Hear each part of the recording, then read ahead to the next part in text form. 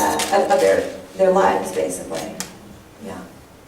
Actually, my question was going to be about whether you saw an association with Martin Luther King. Oh, Because, certainly there's been people who have misattributed, misappropriated King, and there's controversy.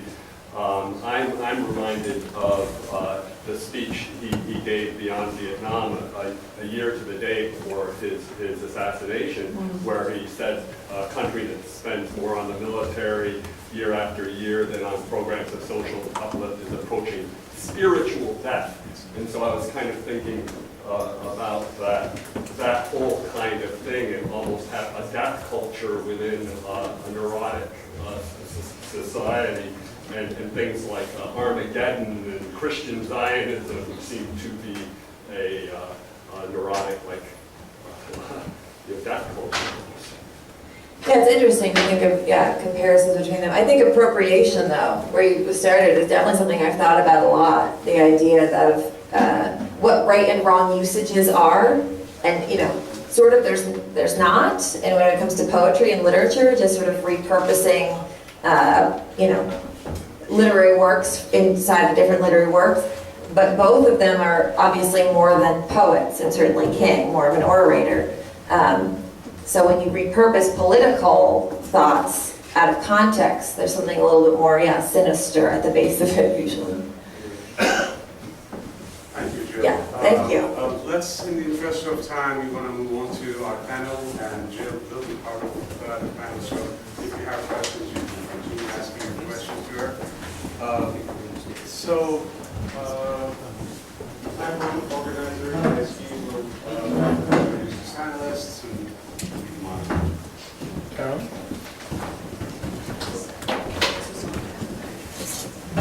Hello? Okay, there we go. So I want to invite our panelists up here. We have Jill staying up here. We have Joe Donahue from Duke University, Arda Göknar from Duke University, and Murat Nemet Nejat, all the way from New York. And I will feel free to take your seats wherever. And I will go down the line and introduce each of them, and then allow each panelist to speak a bit about Nazım Hikmet, his work, his life, his poetry. From their perspectives, each has a very distinctive professional and academic background or artistic background. And so we'll get to hear from them, and then I have a couple prepared questions. Then we'll open it up to the audience, because I'm sure, as I saw from your engagement a second ago, you all are eager to learn more. So with that, I'll start with Murat, because we already had Jill's introduction from Mehmet. So Murat Nemet Nejat is a native of Istanbul and a longtime New Yorker. He's an acclaimed poet, essayist, and translator who's translated collections of poems by such esteemed Turkish poets as Ece Ayhan and Orhan Veli, and has also published numerous collections of his own original poetry. We were very lucky to host him in 2011 here as our invited poet and our speaker, and we're so happy he could come down here for our 10th anniversary celebration. Next we have Arda Göknar, seated to Murat's right.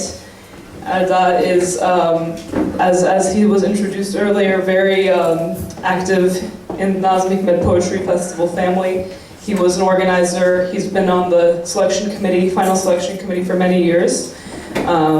His day job is Associate Professor of Asian and Middle Eastern Studies at Duke. And he's also a poet and a literary translator.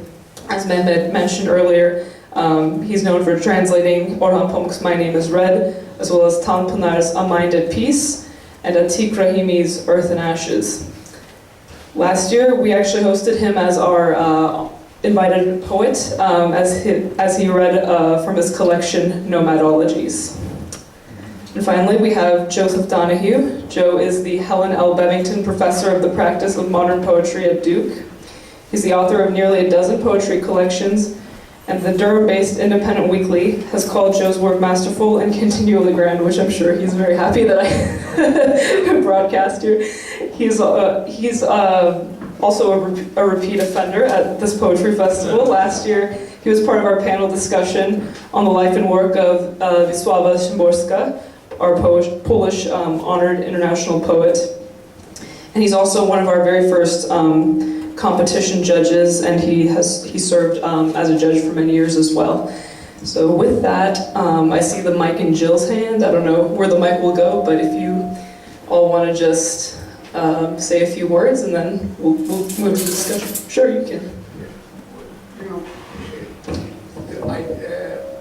the importance of the great importance of Nazim Hikmet from an ideological angle, an iconic angle, is undisputed. And but unfortunately, because of that, there has been very little written about Nazim Hikmet as a Turkish poet, the way one can see him within the tradition of 20th century Turkish poetry. This is important because if one does it that way, some very surprising things come out that usually Hikmet is not associated. I will kind of make 4 points. And the first one is that if one looks at him from that point, and you realize that the first surprising fact is that there are profound similarities between Nazim Hikmet and Orhan Veli. These 2 poets, in ideological battles, are pitted against each other. As a matter of fact, kind of leftist thinkers said Nazim Hikmet is a great poet, this kind of, and Orhan Veli is just a state poet, you know. He was made famous for political reasons. Actually, this is not true. They wrote about the same time. When Veli was writing his poetry, Nazim Hikmet was writing his poetry in jail, some of his major works. One of the first profound similarities between them is the melancholy, this radical melancholy that permeates the poetry, this longing for something, what in Turkish is called hüzün, the poetry of both of them. And this is very important because in Nazim Hikmet's case, this melancholy is associated to communism, the humanism, and so on and so forth. Whereas it has deeper roots in this Sufi yearning of the Turkish sensibility towards the suffering and the overcoming that suffering through kind of an ideal perfect union, sometimes with some spiritual being, sometimes something that replaces it. The second point about Nazim Hikmet, which is also true in many Turkish poets, is the intimate relationship that Nazim Hikmet builds between language and landscape. In both Orhan Veli and Nazim Hikmet, what happens is that a certain new poetic language of poetry develops, where emotion, in this case melancholy we are talking about, moves away from words, images.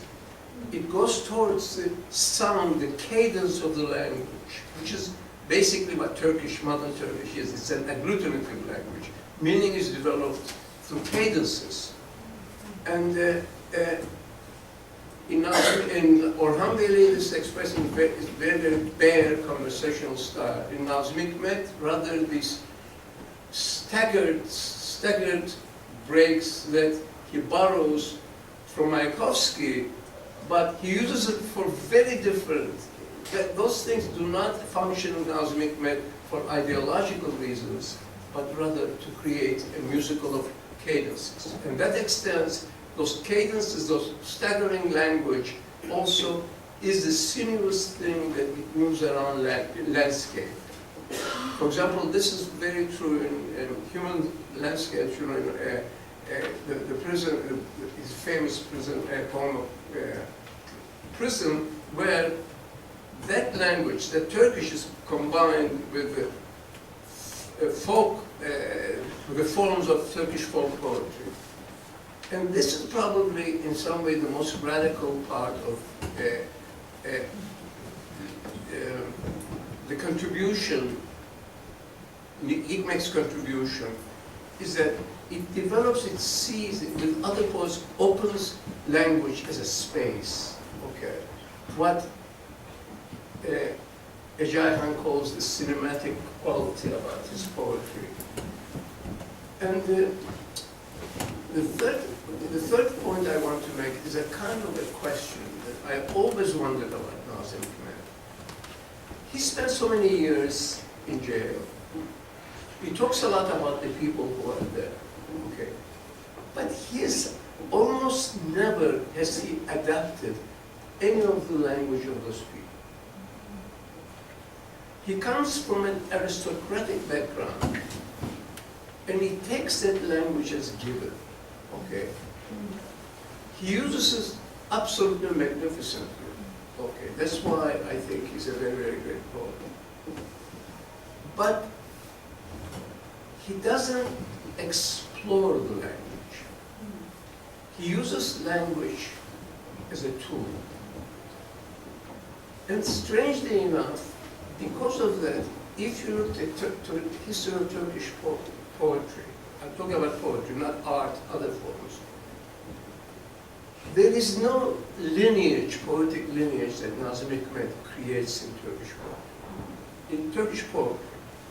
And perhaps the only exception that I can see, perhaps others disagree with me, is Ahmet Arif, the Kurdish poet.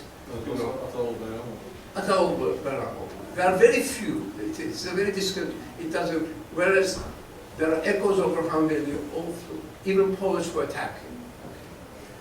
And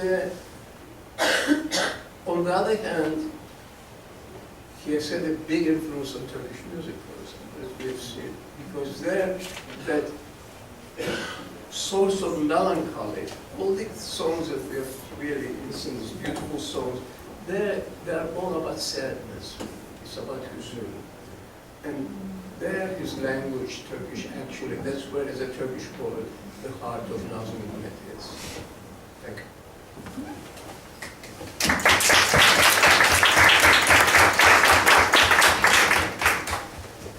Jill, do you want to jump in here?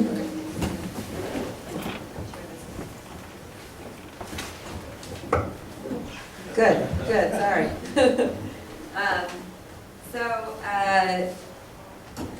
I'm going to be talking a little bit about Hikmet's reception, his afterlife in the Turkish-German context.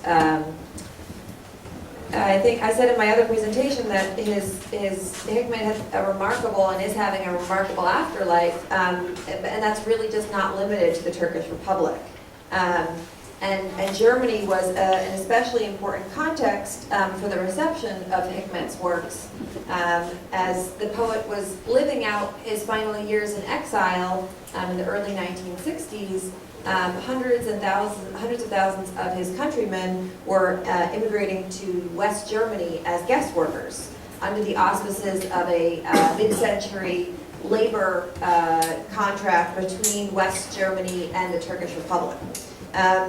In Turkish communities in Germany today, which are currently estimated around 3 million people, echoes of Hikmet's work have remained for years in so-called Turkish-German literature. Hikmet has been quoted, perhaps more than any other author, in the publications of Turkish social movements in the German context, ranging from sort of anti-racist and pro-multiculturalism movements in the 80s and 90s to the very recent anti-Pegida protests. Actually, when I was doing my dissertation research, I was living on a street where there were the Pegida protests were going on, and there was an even larger anti-Pegida protest that was going with they're marching down the street holding a sign with the Nazım Hikmet quote on it. So Hikmet is often called the grandfather of Turkish-German literature, despite the fact he never lived in Germany and was there actually only very infrequently. But I want to tell a story in 3 parts about Hikmet's relationship with the Berlin Wall. Like many stories, this one has a meeting, a sort of twist of fate in the middle, and then a sort of break and period of reflection afterwards. So Hikmet really met the Berlin Wall, or the space between East and West, at least, on 2 very different occasions. The first of these is known to us by a Bulgarian poet, Bolijar Bojilov. If anyone knows how to pronounce that better, please let me know. Who spent time with Hikmet in East Berlin in 1951 when the 2 men were at the World Festival for Youth and Students. Bojilov describes how the 2 men snuck over, it wasn't a wall yet, but they snuck from East to West Berlin to go to a bar. And at the bar, Nazim got into a spirited debate in French with from some West Germans, and policemen were sort of alerted to this and came after them. And so there was this high-speed chase back across what came to be the Berlin Wall. And then Bojilov writes, Hikmet yelled back to the West Berlin police driver, "You drove well, but our driver was better. You were right to chase us. I am the Turkish poet Nazım Hikmet."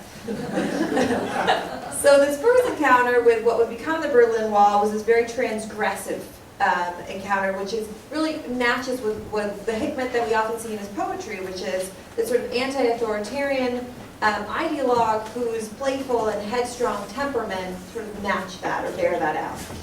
The second one is really in stark contrast. A decade later, Hikmet was once again in East Germany. This time he was the voice of Bizim Radio, which was the Turkish Communist Party's broadcast from Leipzig.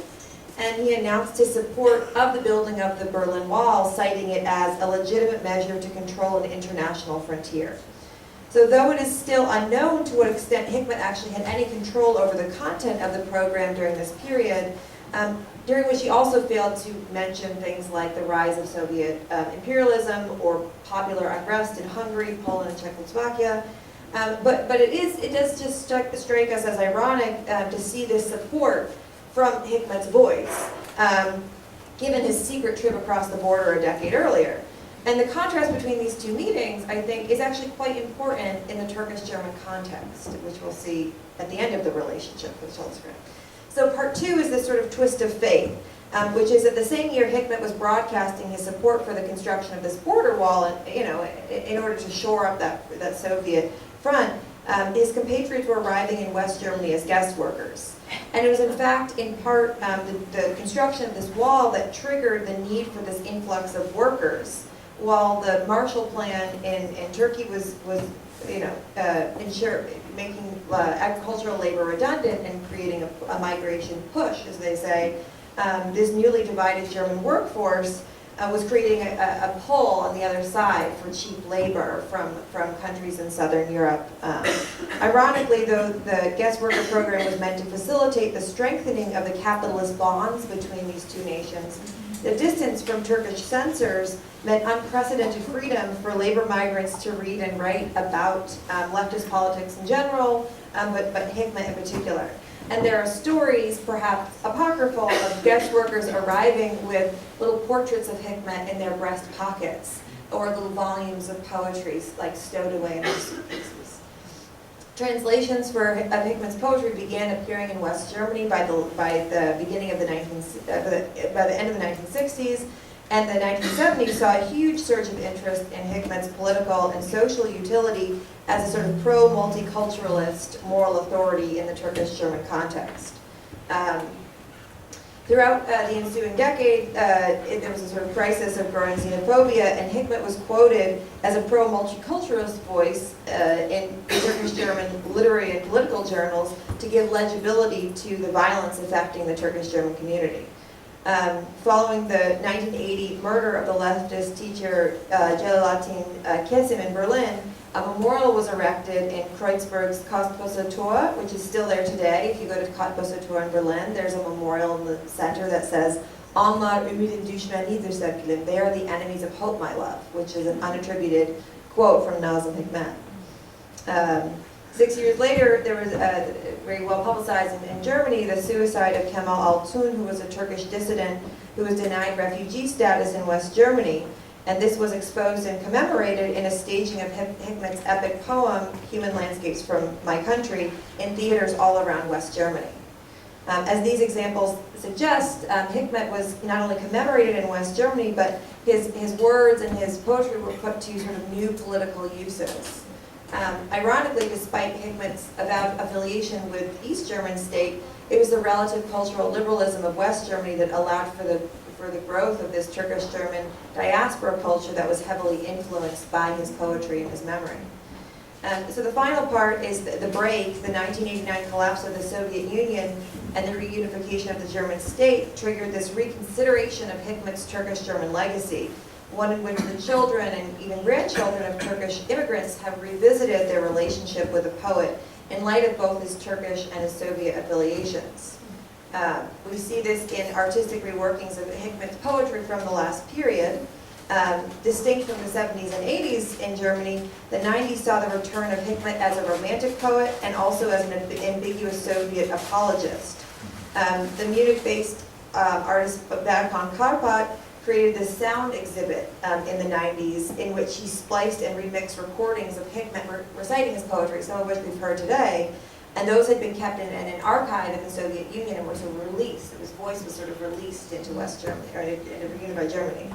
In an accompanying book of avant-garde German language poetry, which is sort of a remixing of a lot of Hikmet's verses, Karpat presents multiple conflicting images of the poet, referring to him as Nazım, who loves his country, Nazım, a simple Turkish poet, and Stalin Nazım. These various images of the poet become available in the wake of the wall's collapse, or perhaps they become more pressing to account for in the new post-Soviet era. Like these first two meetings of Nazım and the Wall, the post-Cold War reconsideration of Hikmet's legacy opens up space for a more complex historical figure.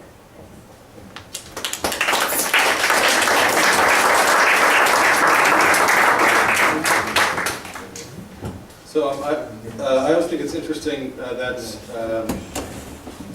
in considering, based on the conversation and Jill's presentation, afterlife, there's only one other figure in Turkish political culture, a culture that is as contested, maybe as loved or loved to be hated as Nazım Hikmet, and that's Mr. Kemal Atatürk. So it's very interesting to me to see that those two figures actually occupy similar spaces across a divide. And so I just wanted to start with that. My notes here are on kind of trying to answer a question of why we read Nazım Hikmet today, or why he has relevance today. And the framework that I'm using is called intimacy geopolitics, or intimate geopolitics, which is a theoretical framing, but what I'm going to say is not very theoretical, so it should be very accessible. In my comments, I'd like to draw attention to two intersecting aspects of Hikmet's poetry: intimacy and geopolitics.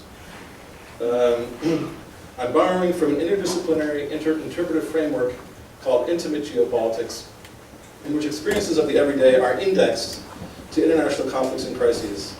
And this concept comes out of actually feminist geography, but I'm not going to go into that aspect. This approach serves two functions. One is to reintroduce neglected human and humanistic aspects to discussions of global affairs. And the other is to emphasize the ways in which the personal is not just political, but geopolitical.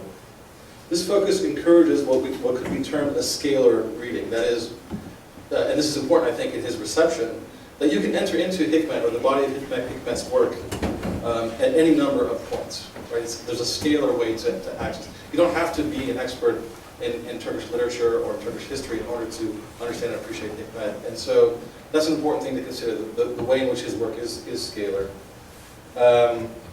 I was going to bring in, but I neglected to bring it in, is that there's a collected volume of Hikmet's poetry in Turkish that came out, which is it's printed on sort of the Gideon Bible paper. It's 2,000 pages, right? 2,000 pages of just his poetry.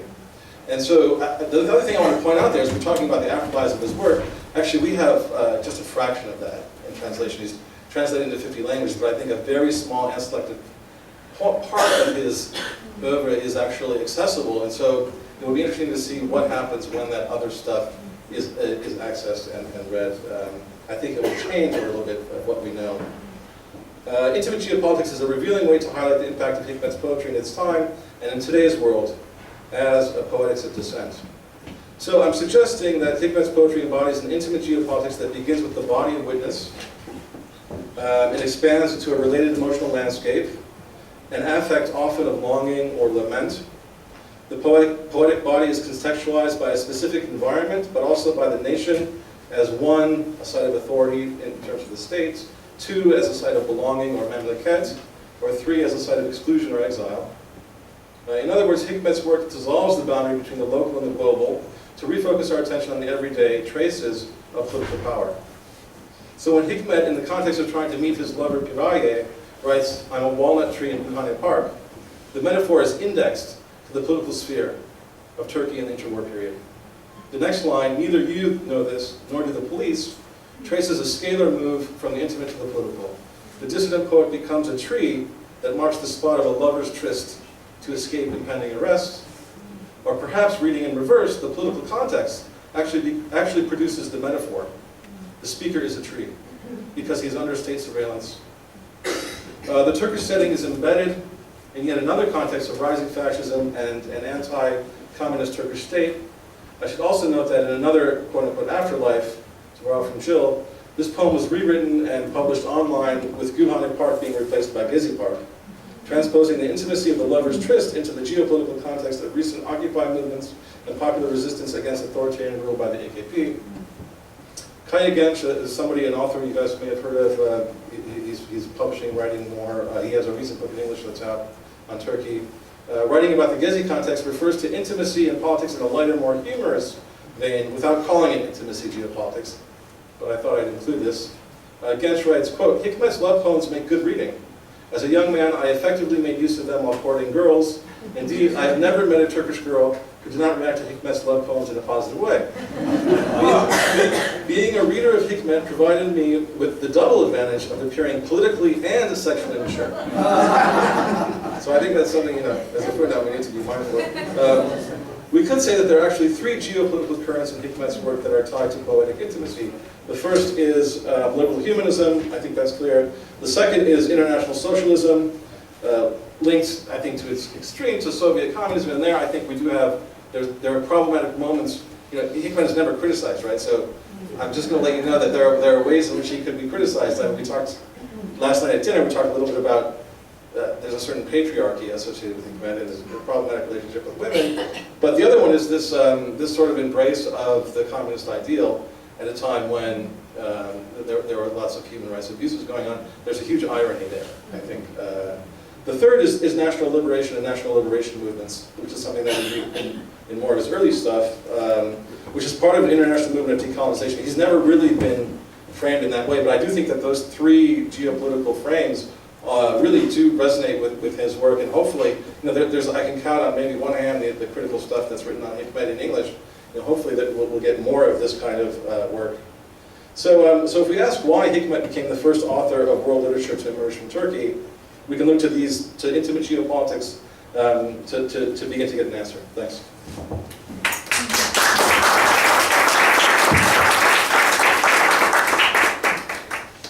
I don't have a prepared statement, but I do have some melancholy I can draw on. It's Celtic melancholy. It may not stand up to the scrutiny of Turkish melancholy. But I wanted to, since I'm not a Hikmet scholar, although I do read modern poetry quite a bit, I wanted to ask to turn back to Jill's talk, which I thought was really quite terrific, and that laid out a picture of Hikmet that struck me as a scholar of American poetry as deeply resonant. That is, you laid out a picture of Hikmet